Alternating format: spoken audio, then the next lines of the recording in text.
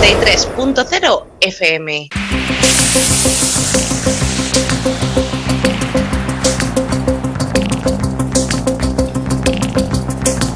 En la frontera del tiempo. Un espacio de ciencia, naturaleza y tecnología del futuro. De lunes a viernes, de 9 a 10 de la noche, a través de la 93.0 de su frecuencia modulada en cadena.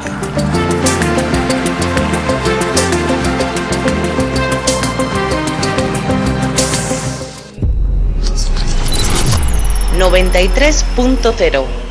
Tecnología para extraer agua del aire. David Broday. Es un hecho conocido que la crisis del agua dulce es mundial. Cuando se trata de cuántas personas carecen de acceso a agua limpia y segura, la cifra alcanza los cientos de millones en todo el mundo. Cree que esto ocurre solo en los países en desarrollo. De hecho, incluso en los desarrollados las aguas están contaminadas porque las industrias violan las normas de tratamiento de aguas residuales. Sí, la humanidad tiene un gran problema con el agua, eso es un hecho, pero tiene que haber una salida, y la hay. Nos complace ofrecerles una entrevista con David Brody, catedrático de Ciencias Atmosféricas del Instituto Tecnológico Technion de Israel, y director del Centro de Excelencia en Ciencias de la Exposición y Salud Medioambiental del Technion. En esta entrevista escuchará sobre la tecnología de extracción de agua del aire, qué son los generadores de agua atmosférica y cuántos litros al día pueden producir, por qué es necesario abordar ya el problema del agua, podemos resolver problemas globales como la escasez de agua y el hambre en nuestro formato social actual. Esta entrevista fue filmada como parte del proyecto internacional Sociedad Creativa.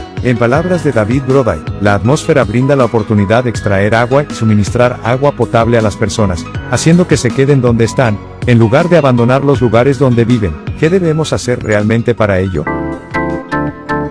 Escucha la 93 FM, en tu dial 93 en frecuencia modulada y online en www.la93fm.com.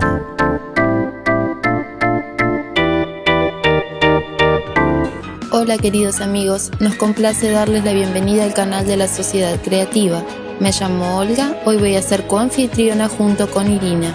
Me complace presentarles a David Broday. Es profesor y miembro del Departamento de Ingeniería Medioambiental, Hidrológica y Agrícola de la Facultad de Ingeniería Civil y Medioambiental del Technion.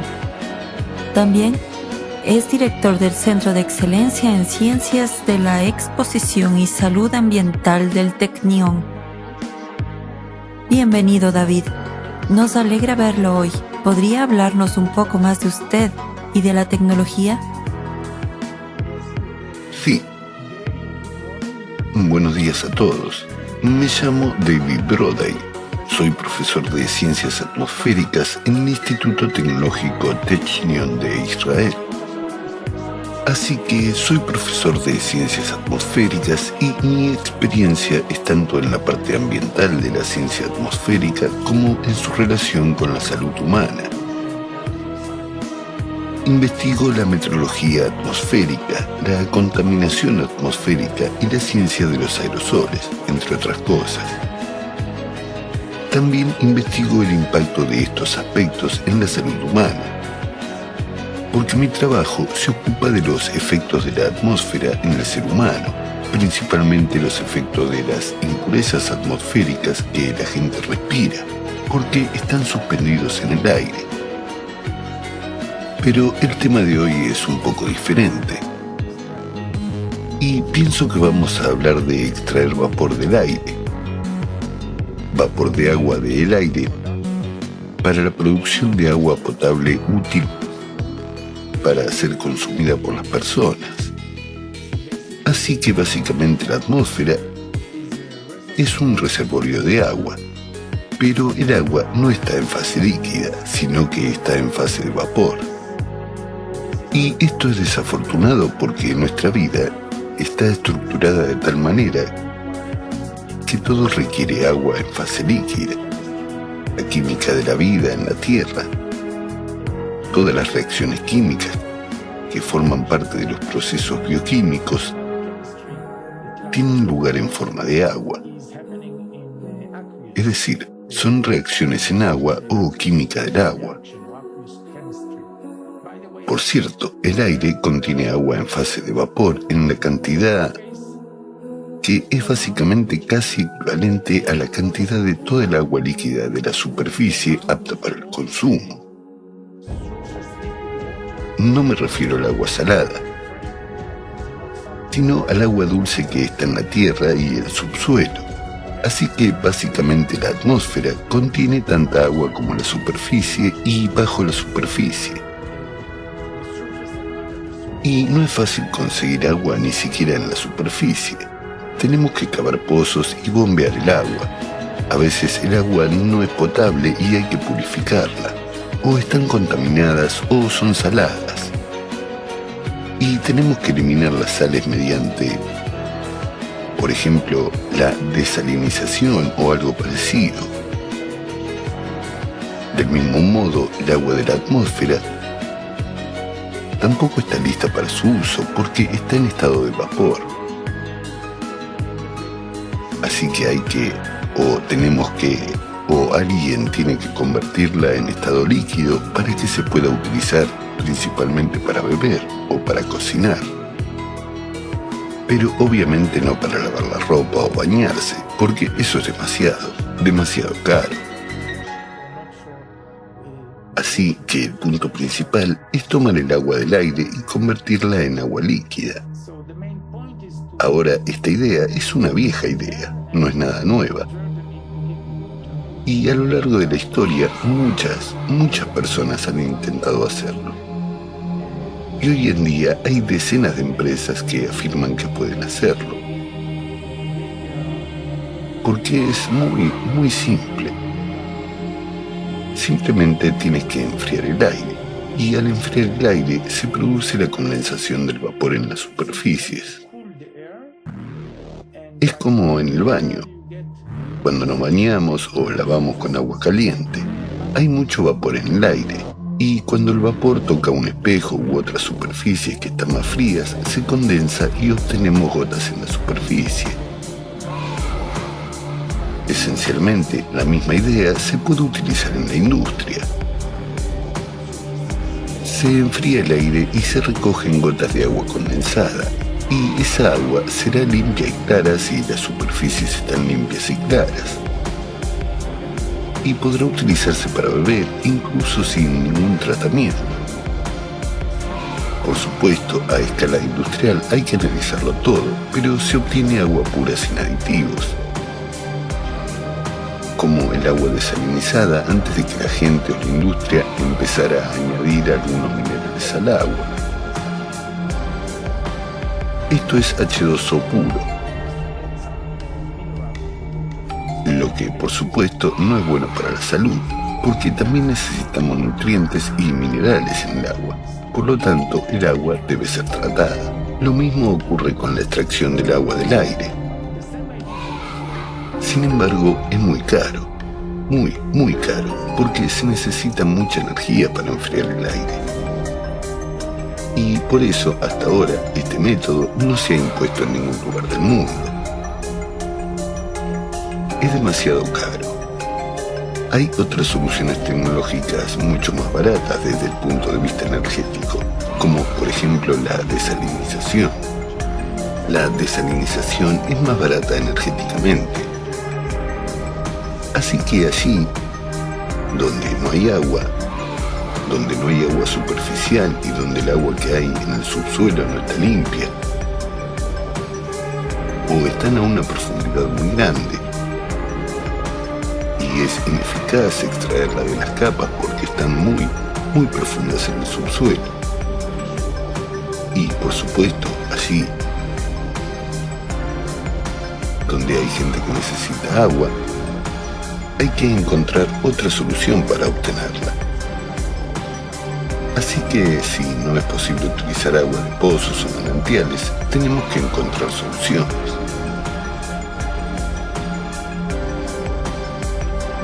Una solución es tomar el agua de otro sitio,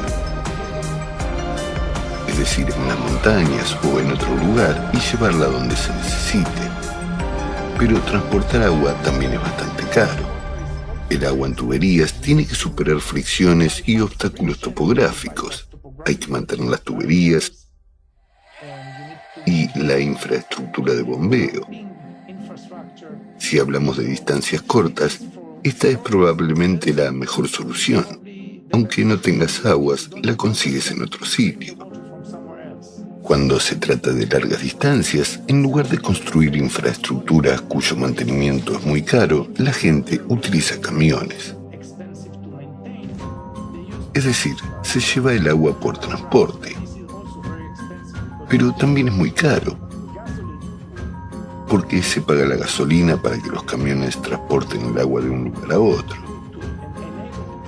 Resulta que en lugares donde el agua escasea, y si esos lugares están cerca de un océano o de una masa de agua estable muy grande que no se está utilizando, donde el agua no es potable, que no se puede utilizar directamente, se puede desalinizar el agua. Se puede desalinizar tanto el agua salada como la contaminada, e incluso las aguas residuales, simplemente extrayendo agua de ellas. Y una vez tratada, se puede volver a utilizar, reutilizar. Así que la desalinización es una tecnología cara, pero posible.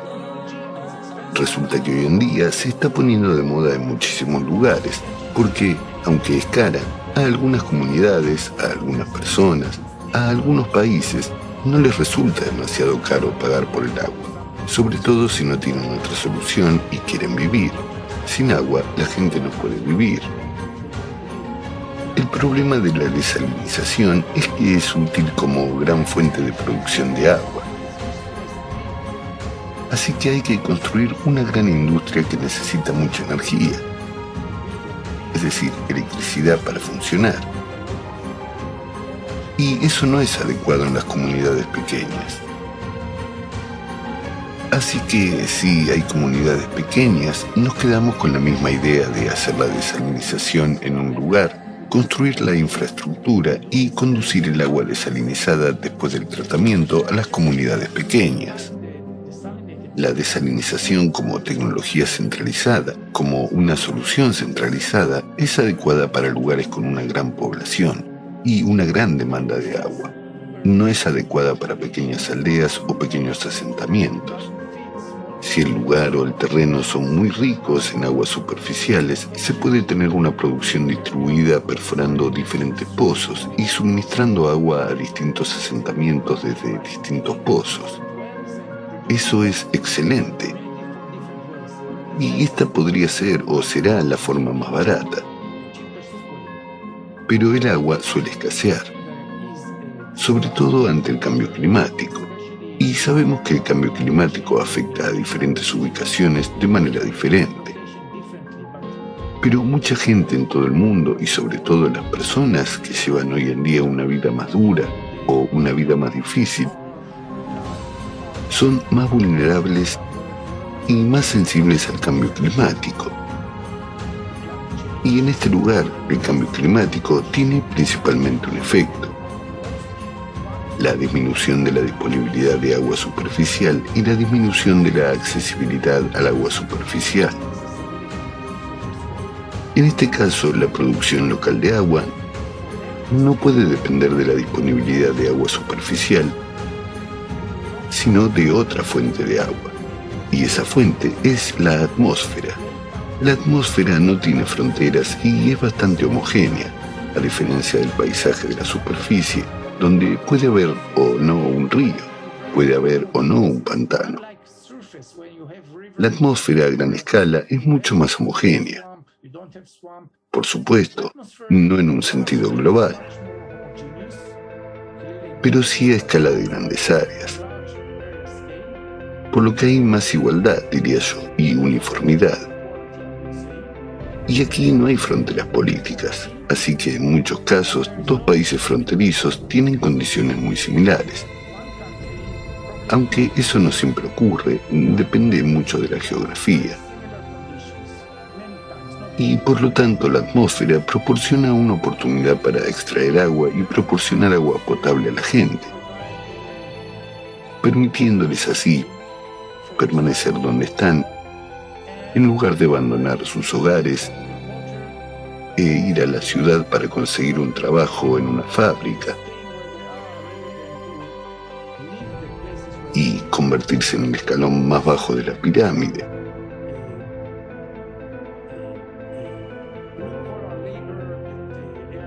Realizando trabajos forzados y, como inmigrantes, recibiendo un salario mísero en comparación con otros grupos de la población. Existe una tecnología para extraer agua del aire y no estoy seguro de que deba explicarla ahora, pero quiero decir claramente que es muy cara e incluso mucho más cara que la desalinización.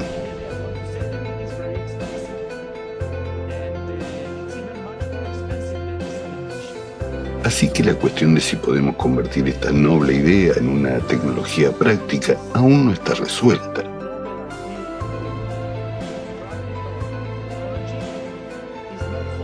Porque lo más probable es que la gente que necesita esta solución no pueda pagarla. Son las comunidades ricas las que tendrán que pagarla, aunque esté al servicio de las comunidades pobres. Gracias, David. Si puede compartir esta información, ¿podría decirnos cuánta agua puede producir su tecnología al día, por ejemplo? Y también, ¿cómo de compacto es el equipo que utiliza para este tipo de tecnología? Es decir, ¿qué tan portátil es? Es decir, si se pueden construir, por ejemplo, en un lugar y en un día, si hay un incidente climático o de otro tipo en esa región, ¿podemos recogerlo y trasladarlo a otro territorio? Construir un sistema distribuido de producción de agua significa que cada unidad es muy pequeña. Esta es la idea detrás del sistema distribuido. Nuestra idea es construir algo del tamaño de un contenedor marítimo. Un contenedor marítimo pequeño mide unos 6 metros y 12 metros el grande. Hablemos de un contenedor marítimo de 6 metros. Los contenedores marítimos son muy comunes y podemos construir esta unidad en un contenedor marítimo. Tenemos un diseño inicial, preliminar. Por supuesto, no estaría contenida en un contenedor marítimo, pero tiene que estar abierta a la atmósfera. Así que hay que hacer algunas ventanas en el contenedor marítimo y conectar el sistema que está dentro del contenedor con el medio ambiente exterior, para que se pueda extraer o aspirar el aire. Extraer el agua y empujar el aire seco o el aire más seco fuera. Pero la idea básica es un contenedor marítimo para que pueda transportarse por mar o incluso, en caso de emergencia, por avión, y pueda ser enviado a la ubicación luego.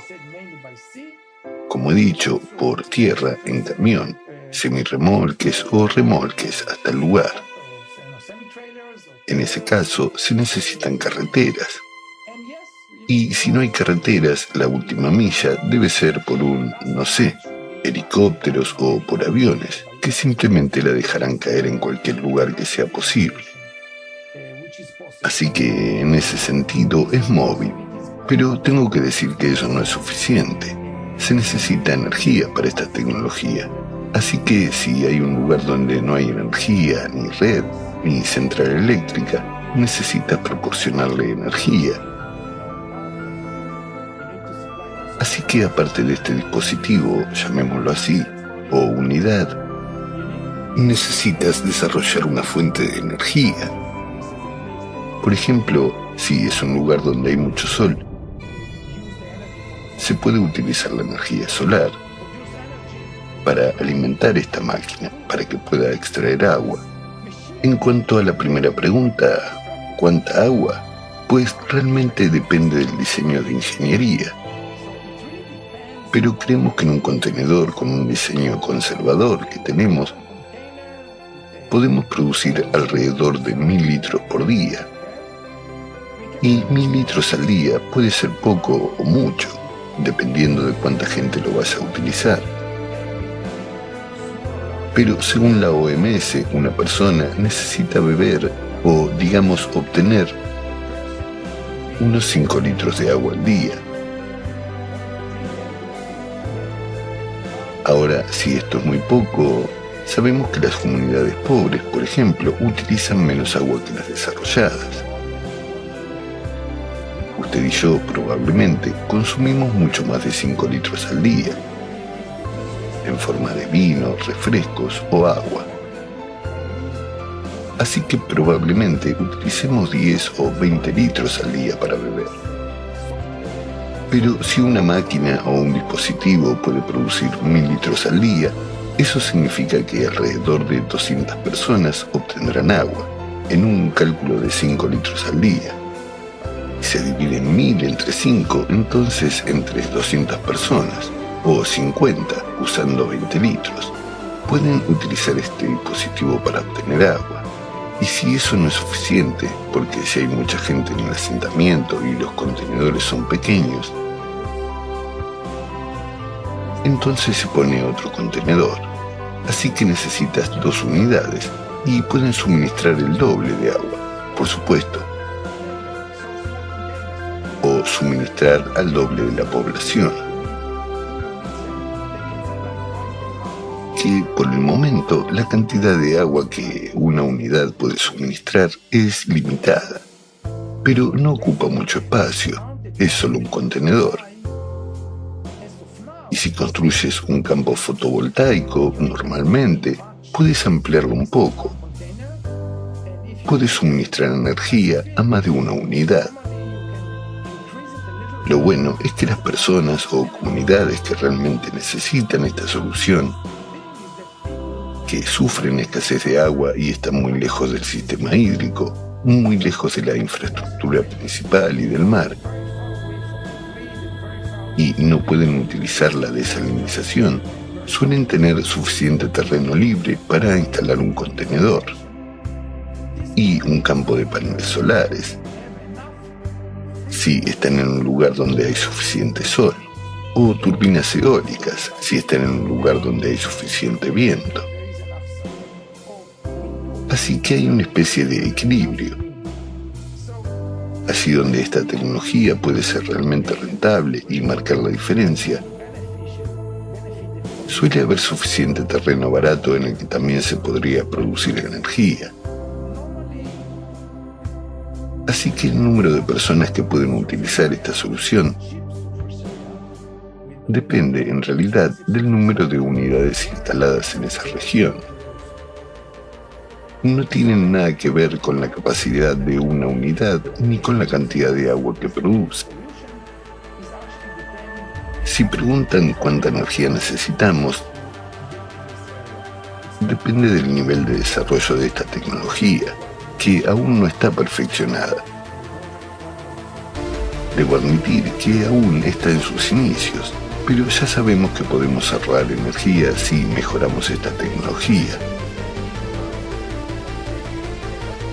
Y tenemos algunas ideas de cómo hacerlo, porque seguimos estudiando esta tecnología y tenemos un prototipo. Tenemos mucha experiencia y sabemos cómo mejorar este dispositivo desde un punto de vista tecnológico o de ingeniería. Pero necesitamos invertir dinero en ello, lo que también es un problema. El dinero también es un problema. De momento es muy caro. Se necesitan unos 0.7 kilovatios, que es una unidad de energía. Así que se necesitan unos 0.7 kilowatts hora por litro. Lo bueno es que no tienes que pagar el kilovatio hora de la red si no tienes red. Una vez que instalas paneles solares, obtienes la energía gratis solo porque brilla el sol. Desde el punto de vista económico, es un poco diferente a lo que estamos acostumbrados. Normalmente pagamos por usar el servicio. Nosotros no pagamos porque alguien construya una central eléctrica. Pagamos por la electricidad utilizando un contador de electricidad o un contador que registra cuánta electricidad utilizamos. Y pagamos por el servicio, por el uso. Y esto es cierto.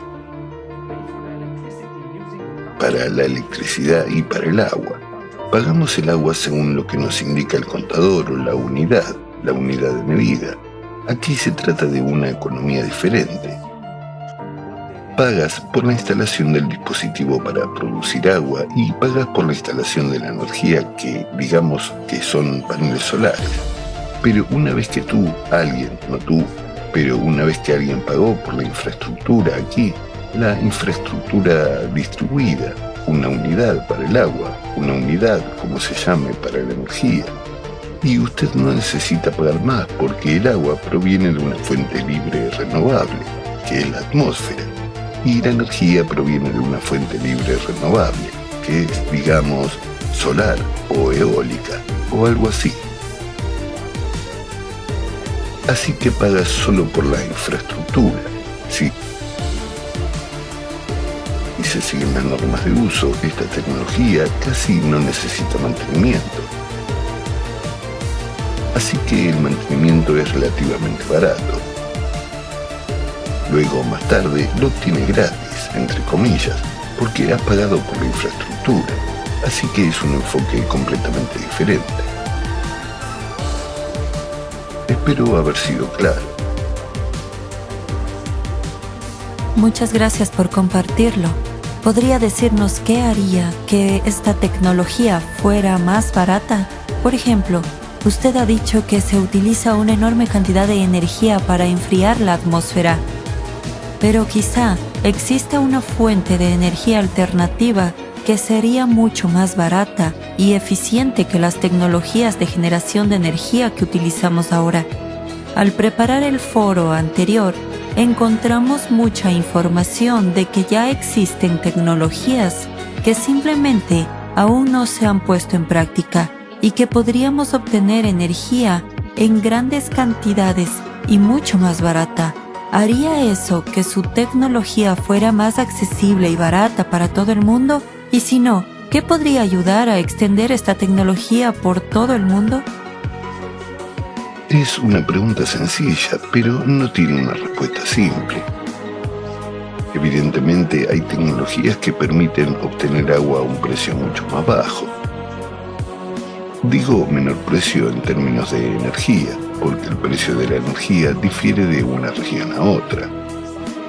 Es decir, en algunas regiones la energía es muy cara porque se obtiene de forma más costosa que en otras. Pero incluso sin tener en cuenta el costo de la energía o el precio de la energía, incluso con respecto a la energía, si la moneda es la moneda energética,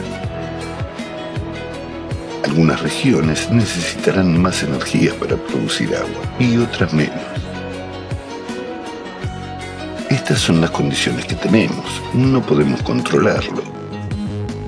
Aunque de hecho podemos hasta cierto punto, si ahorramos agua, no la contaminamos y la reutilizamos de distintas formas con un tratamiento mínimo. Por ejemplo, podemos pensar que el uso doméstico produce muchas aguas residuales, pero relativamente pocas proceden del inodoro. En su mayor parte, el agua utilizada no está muy contaminada. Es el agua de las lavadoras. Después de ducharse, bañarse o lavar los platos en la cocina. No es potable, pero con una tecnología relativamente barata se puede reutilizar para otros fines. Por ejemplo, hasta cierto punto se puede utilizar para regar, cultivar o cultivar fruta. Si utilizas esta agua para regar, en realidad ahorras agua potable. No utilizas agua potable para regar, la utilizas para beber. Es decir, hay varias formas de bajo costo con las que podemos regular los recursos hídricos y utilizar el agua mejor de lo que lo hacemos en muchas regiones. Si eso no es suficiente, podemos pasar a la desalinización, que es aún más barata. Pero, de nuevo, para la desalinización necesitamos, a diferencia de la reutilización del agua que se puede practicar prácticamente en todas partes, Para utilizar las tecnologías de desalinización más sencillas, se necesita un conjunto afortunado de circunstancias. O se vive cerca del mar o no. Hay países con costas largas, países con costas pequeñas y países que no tienen acceso al mar, sino que viven en el interior. Y a menos que tengan un gran lago con agua salina que sea estable, que no muera o se seque con el paso de los años, no pueden usar este tipo de tecnología, porque no tienen una fuente.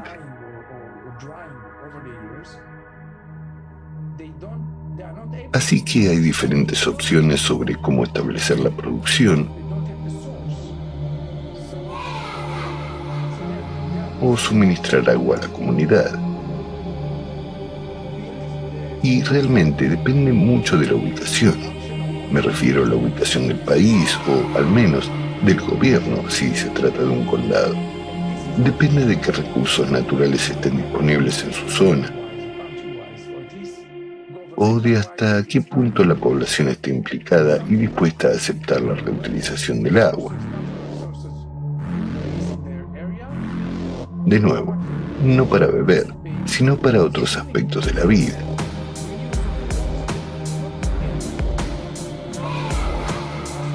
Y como mínimo de los recursos de agua potable, tenemos la tecnología para extraer agua de la atmósfera.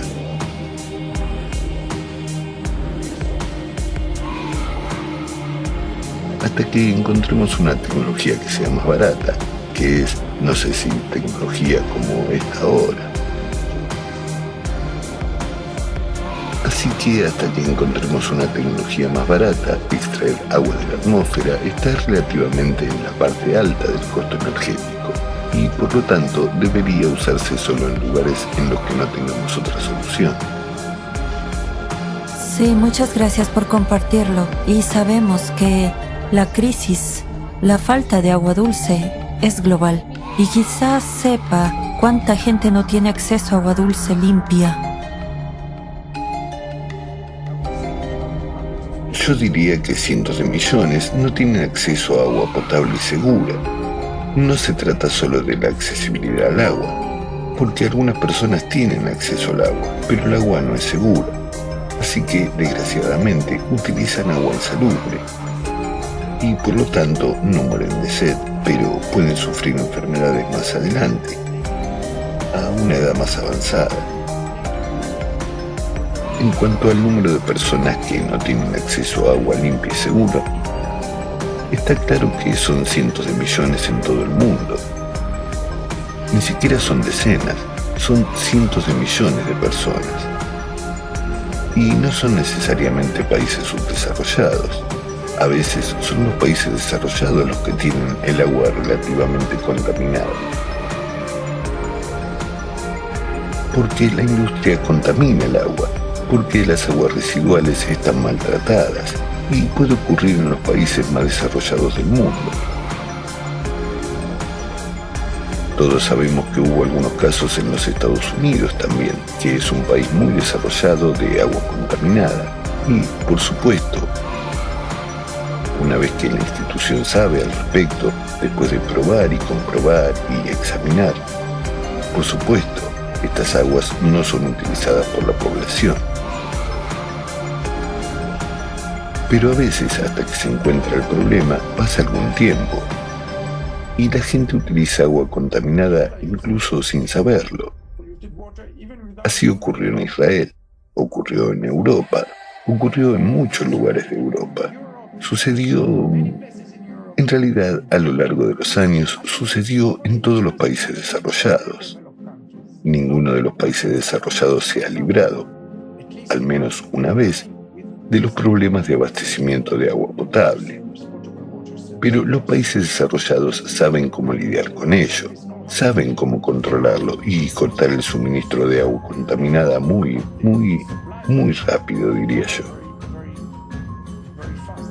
En los países subdesarrollados, a veces la gente no tiene otra forma de acceder al agua, y utiliza deliberadamente agua insalubre, porque para ellos es mejor utilizar agua insalubre que no beber agua en absoluto, porque sin agua morirían. Así que se ven obligados a utilizar agua insalubre, y el agua insalubre puede no llegar a ser segura hirviéndola. Algunos problemas no se solucionan hirviendo el agua. Si no los destila completamente, solo los hierve, no los destila. Simplemente no mueren todos los contaminantes, aumentando la temperatura del agua a 90 o a 100 grados, o algo así. La destilación es otra cosa, pero no estamos hablando de destilación. Hablamos de tratamiento térmico. Y el tratamiento térmico no limpia todas las aguas contaminadas de todos los contaminantes. Muchas gracias por compartir esta información. Y hoy también ha tocado el tema del cambio climático. Y sabemos que el clima está cambiando rápidamente y que las catástrofes climáticas van en aumento porque realizamos investigaciones en la plataforma de la sociedad creativa. Sabemos que cada vez ocurren más catástrofes naturales en todo el mundo. La frecuencia y la intensidad van en aumento. Y en su opinión, ¿qué importancia tiene resolver la cuestión de los recursos ahora mientras reina una relativa calma en los distintos países? ¿Cuán importante es resolverlo ahora antes de que sea demasiado tarde y antes de que el desastre llegue a nuestra casa, a nuestro lugar? La respuesta es muy sencilla. Es crucial intentar resolver, o al menos empezar a resolver el problema ahora mismo, porque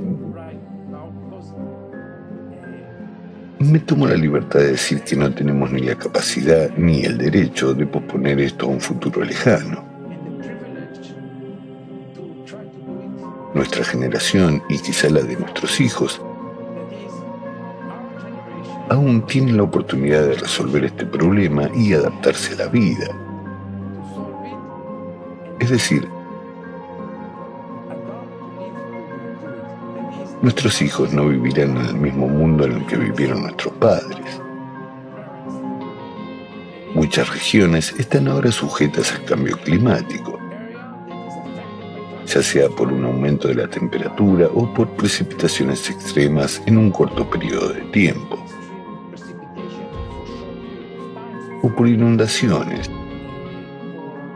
o quizá por un aumento de las enfermedades transmitidas por mosquito u otros vectores de enfermedades. Así que nuestros hijos vivirán sin duda en un mundo diferente y tendrán que adaptarse. Si tienen suerte, podrán adaptarse porque desarrollaremos la tecnología. Pero tenemos muy poco tiempo para hacerlo, así que tenemos que crear tecnología ya. Tenemos que reducir las emisiones y resolver otros problemas ahora mismo. De lo contrario, primero, no seremos capaces de desarrollar las tecnologías suficientes para resolver este problema. Y segundo, será caro, lo que provocará enormes desigualdades en todo el mundo. Es decir, solo algunas comunidades, países o personas podrán pagar estas tecnologías.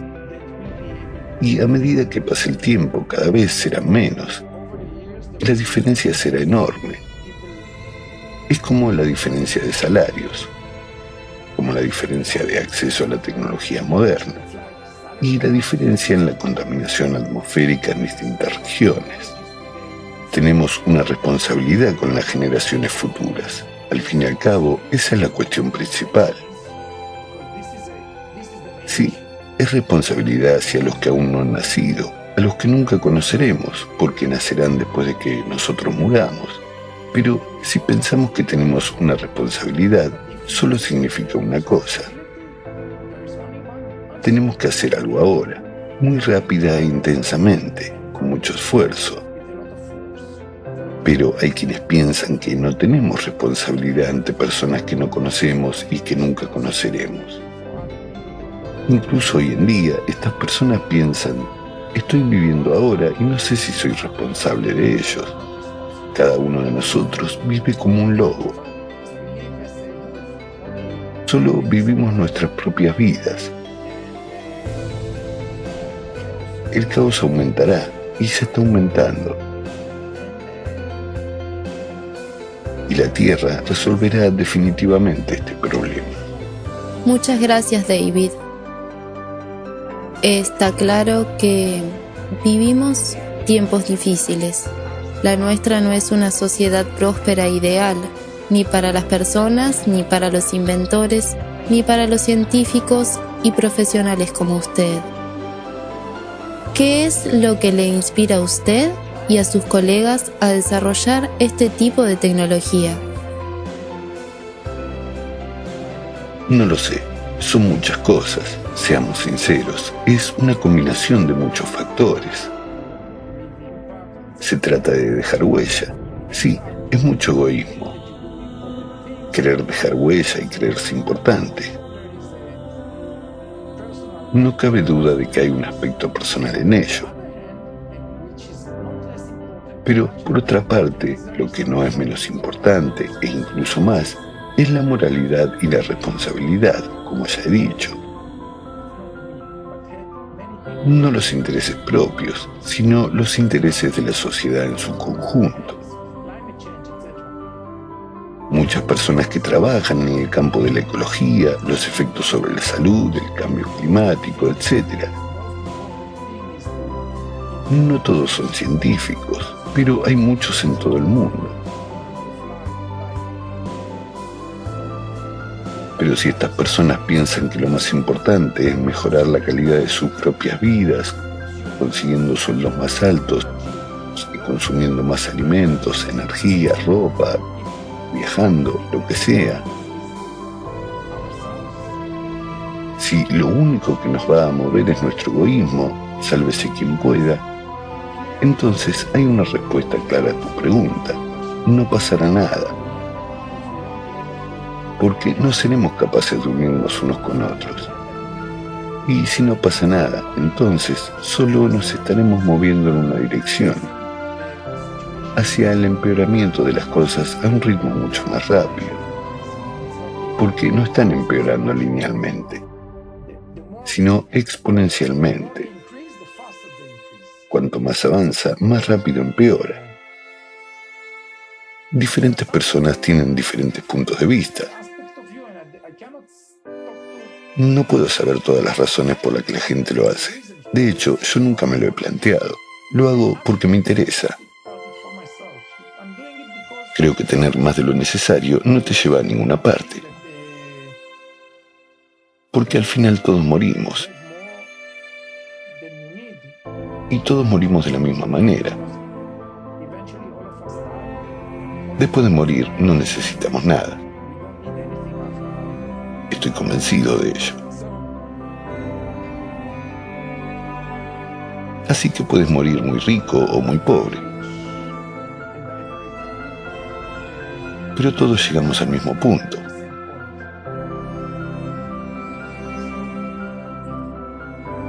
Al fin y al cabo, sabemos que tener muchas cosas,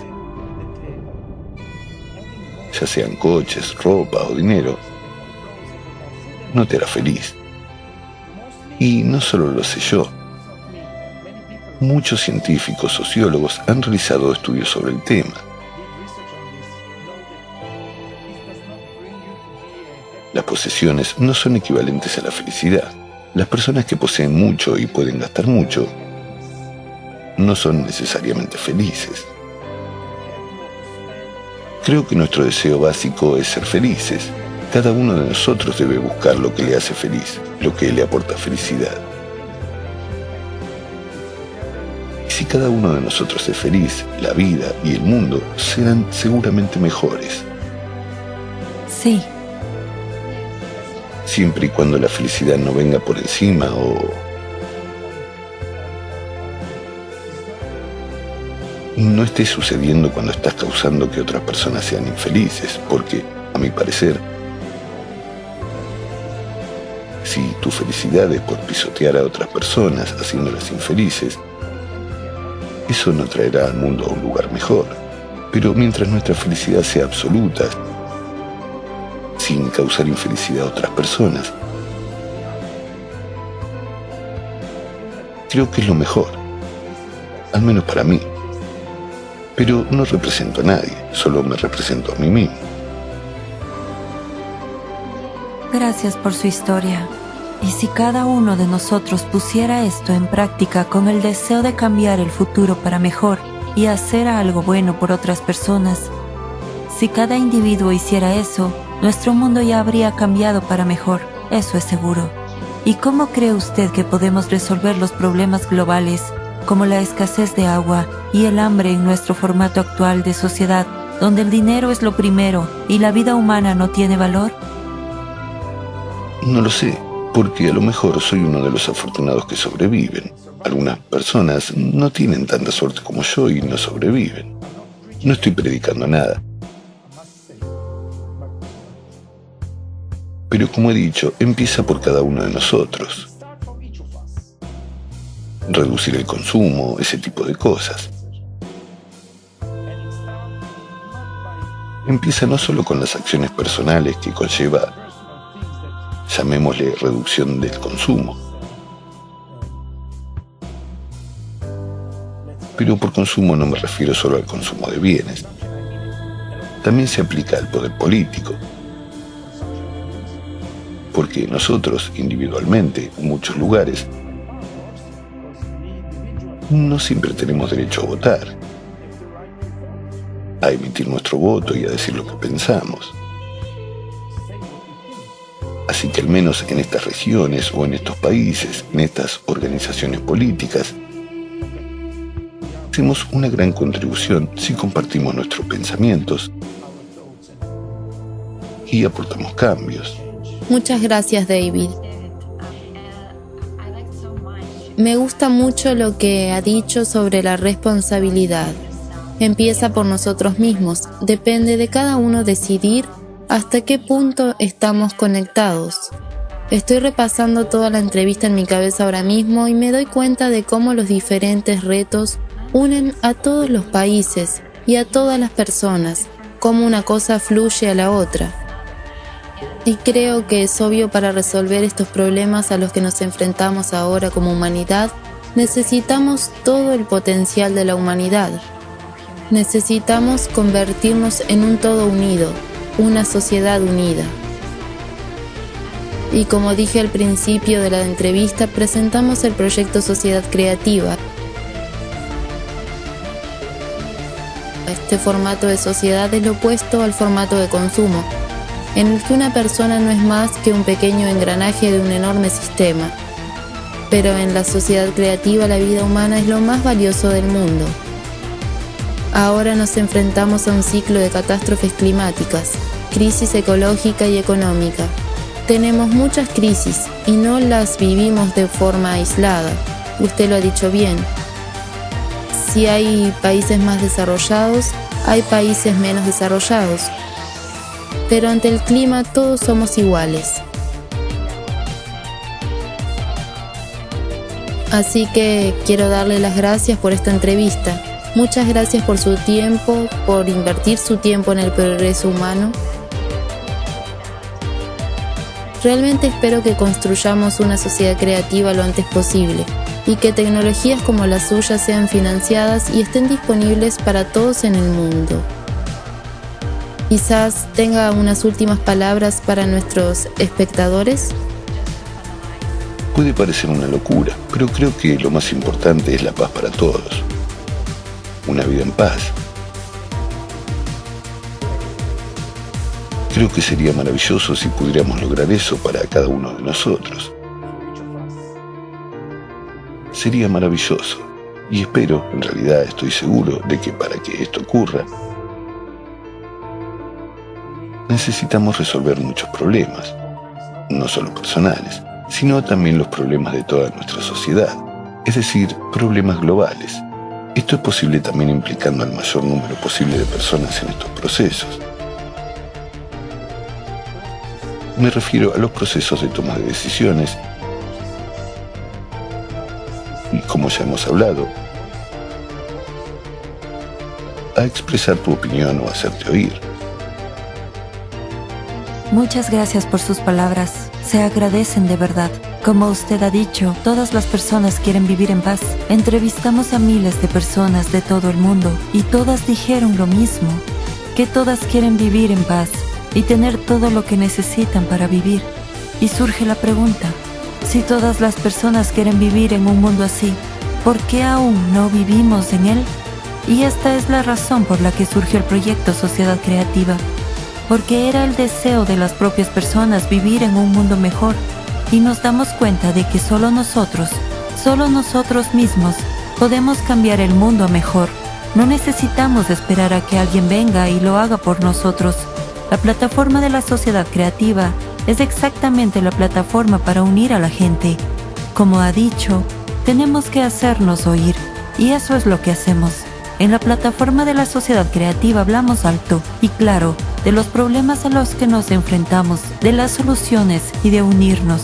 Solo juntos podremos resolver estos problemas globales. Muchas gracias por estar hoy con nosotros. Invitamos a todos a encontrar más información sobre la Sociedad Creativa en nuestro sitio web creativesociety.com. Muchas gracias, Olga. Muchas gracias, David. Gracias. Hasta luego. Gracias. 93.0 FM.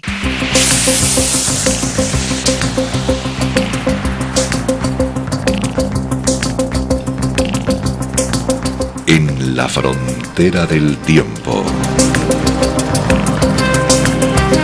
Un espacio de ciencia, naturaleza y tecnología del futuro.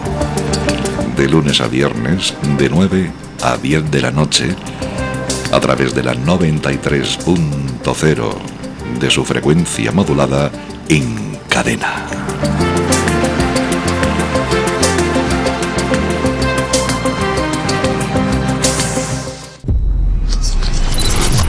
...93.0. ¿Qué se requiere para mejorar la situación del clima en la Tierra? Para que se inicie el proceso de limpieza del océano a nivel global, toda el agua debe ser obtenida únicamente de la atmósfera. Hoy en día, incluso para los fabricantes de generadores de agua, una tarea de tal magnitud puede parecer demasiado ambiciosa, pero tan pronto como tengan en sus manos una fuente alternativa de energía, el uso planetario de generadores de agua atmosférica será solo cuestión de tiempo. El primer paso que debemos dar es adoptar completamente los generadores de agua atmosférica y dejar de extraer agua de fuentes superficiales y subterráneas. Los generadores de agua atmosférica pueden producir el volumen necesario de agua, tanto para el consumo humano como para necesidades industriales. Serán vitales en condiciones de crisis del agua y garantizarán la sostenibilidad del suministro de agua. El segundo paso es la reconstrucción de los sistemas de alcantarillado. El agua no debe ser vertida en cuerpos de agua abiertos, debe infiltrarse en el suelo purificada y, solo después de pasar por un proceso de depuración natural a través de las capas del suelo, debe llegar a los cuerpos de agua. La extracción de agua de la atmósfera resuelve en un 70% el problema de la agravación de estos fenómenos, mientras que la depuración de aguas residuales lo hace en un 30%. Esto permitirá cumplir plenamente varios objetivos de la ONU en el ámbito del desarrollo sostenible. El tercer paso importante es la implementación de generadores de energía sin combustible, que son necesarios para proporcionar a los generadores de agua atmosférica la energía necesaria y accesible debido a su alto consumo energético. La humedad para las instalaciones de generación de agua debe ser abastecida de fuentes naturales, y para ello es necesario eliminar los embalses abiertos. La implementación de los VGT permitirá reducir la dependencia de la energía hidroeléctrica y dará la oportunidad de abrir las represas. La restauración de los ríos en sus cauces originales y la reanudación del flujo natural llevarán a la eliminación del estancamiento del agua y los ecosistemas revivirán. Estas medidas también permitirán alcanzar una serie de objetivos de desarrollo sostenible aprobados por la Asamblea General de la ONU. Estos son pasos prioritarios en el camino hacia la conservación del planeta. Si se llevan a cabo, veremos resultados significativos en 2-3 años.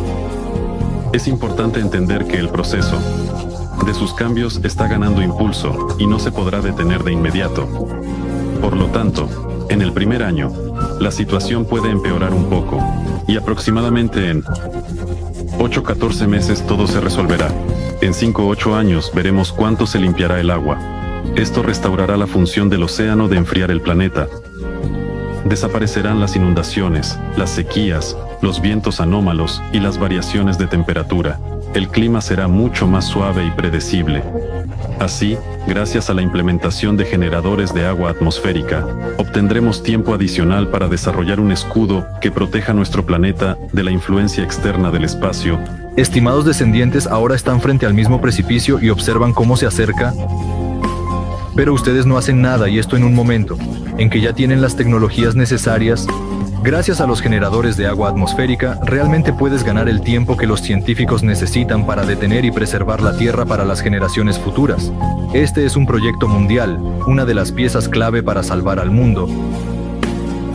Como pueden ver, hay un camino real para salir de la situación actual. Todo esto se puede llevar a cabo si todos los países actúan en conjunto. Es importante que nosotros, como humanidad, generemos una demanda pública masiva para unir el potencial científico de la humanidad y encontrar soluciones integrales inmediatas a los problemas climáticos. 93.0.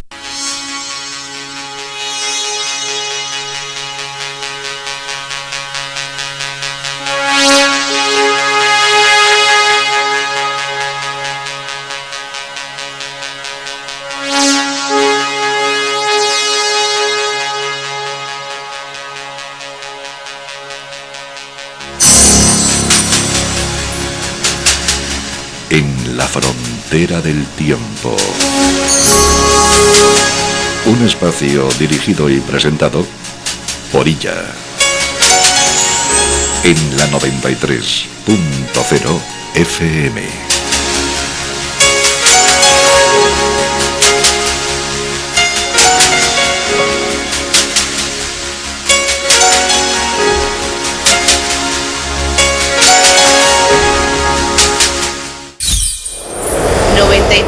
.0 FM.